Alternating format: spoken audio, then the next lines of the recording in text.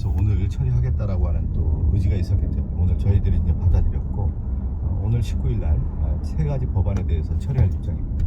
지금 국민의힘 쪽에서는 이게 합의되지 않은 의사 일정이다. 원래 본회의는 26일 날 하기로 돼 있는데 라고 하면서 본회의 보이콧까지 검토하고 있는 모양이던데요. 네, 뭐 보이콧 할 가능성이 크고 필리버스터 들어올 가능성이 매우 크다고 봤고요. 네. 근데 이 세 가지 법안에 대한 것들은 다시 한번 좀 설명하면 제가 앞서 얘기한 것처럼 경제의 선순환 구조가 좀 안 돌아가고 있단 말이에요. 특히 이제 지역에 있는 상권들이 좀 죽어 있기 때문에 이거를 경제 정책이라고 할 수 있는 부분에 있어서의 경제 선순환 구조를 이끌 수 있는 지역 상품권법이 반드시 필요하다는 것이 이제 민주당의 입장이었고요. 네. 그것이 그런 얘기들을 할 때 지역 상인들이 상당히 호의적입니다. 반드시 필요하다. 지역 내에서 화폐가 돌 수 있게끔 하는 그런 특별법이 필요하다는 얘기들을 많이 해왔고요. 네. 또 하나 이제 김건희 여사 특검법 같은 경우는 도이치모터스의 전주라고 하시는 손모 씨도 유죄가 확정이 됐고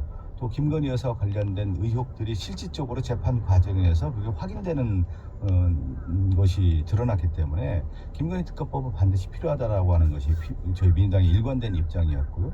또 하나 이제 최혜병 특검법은 결국은 대통령실과 연관된 윗선 개입의 의혹에 대한 부분은 이제 풀어야 되기 때문에 이것은 당연히 특검으로밖에 해결할 수가 없다. 그럼 최고의 권력기관이라고 하는 대통령실까지 연관되어 있기 때문에 특검법이 반드시 필요하다는 거기 때문에 그것은 조속하게 또 실행해야 된다라고 하는 민주당 입장이기 때문에 이것은 오늘 19일 날 처리하겠다는 일관된 입장이었던 겁니다.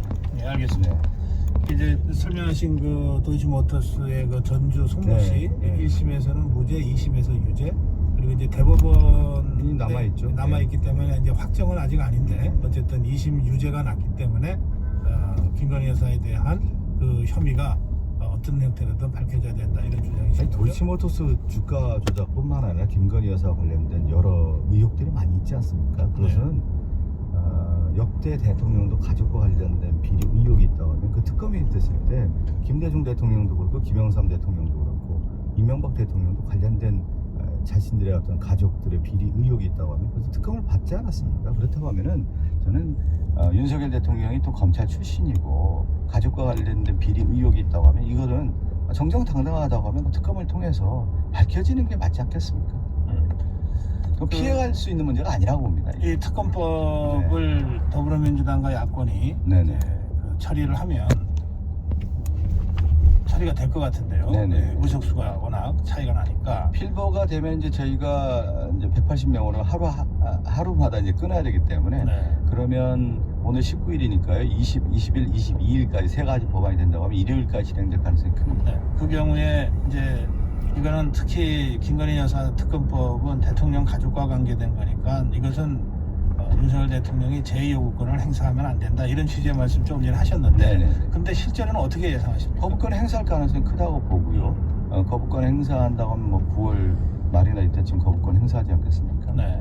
그렇다고 하면은 재의결하면 되는 것이죠. 그럼 재의결은 어떻게 전망하세요? 재의결에서 그 표결 될 가능성. 이제 표결에 대한 가능성을 얘기하기 전에 네. 저는 이제 민심의 축적, 민심의 바로미터라고 할 수 있는 부분을 이번에 추석 민심에서도 확인했고요. 또 하나는 우리가 이제 민심을 확인하는 자리 중에 하나가 뭐였냐면 지난 총선이지 않았습니까? 총선에서 윤석열 정권에 대한 어떤 심판론도 있었고 또 윤석열 정권이 그것을 통해서 국정기조 전환을 하거나든가 김건희 특검법과 관련된 최혜병 특검법에 대한 관련된 국민의 의혹이 있을 때 이것을 풀어달라고 국민이 경고를 한 겁니다. 근데 그것을 윤석열 정권이 받아들이지 않았기 때문에 또 추석 민심에서 다시 한번 확인하는 거고요. 이거는 하나하나 어떤 축적의 과정이고 그것을 통해서 저희는 반드시 실현해야 될 특검법이라고 보고 있기 때문에 저희들은 만약에 10월에 재의결해서 통과되지 않는다면 또 할 거라고. 아, 그러세요? 네. 예.